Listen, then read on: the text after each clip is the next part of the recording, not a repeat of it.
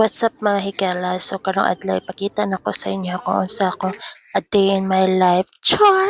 Hoy! Every morning gyud dili na gyud ako maapsan akong mama ana. So ako na lang maapsan ana kay ang mga hugason nga nasa banggira. Mao na mahugas sa gyud tadaan no. Grabe ka productive ani nga adlaw kay daghan kay gigama. Hoy! Humana to ko kas ato na din ang ipang salay dira. Ato na ipang plaster mga kabasuhan kay para di ta mga kasaban. Ingana gid ang life. Dayon ako na ba din gisungsong akong body diri. Este ako ang igsuon kaya taning liguon. Kaya wala man si mama diri so ako lang ni siya liguon. Pero sa dili pa na ako ni siya liguon. Ako asa ning limpyuhan ang iyang hugaw.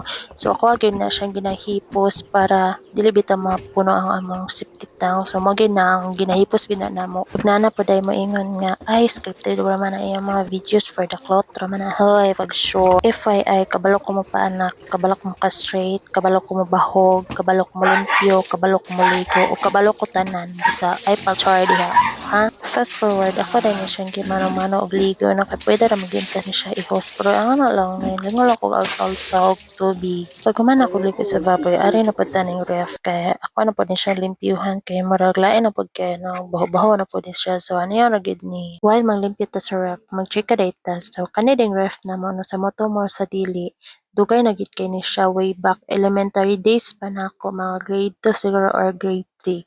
O ngun anak kadugay no mo amping og mga butang magdugay gid na ang isa ka butang kog imong ampingan so kani dugay-dugay na gid ni siya og dili lang kay ref ang nasa mga nagdugay so daghan-daghan pa. Og mo to fast forward human ako naglimpyo sa ref ako na pud yung nalimpyuhan ang sulod adto og dire na pud taning balko na mo.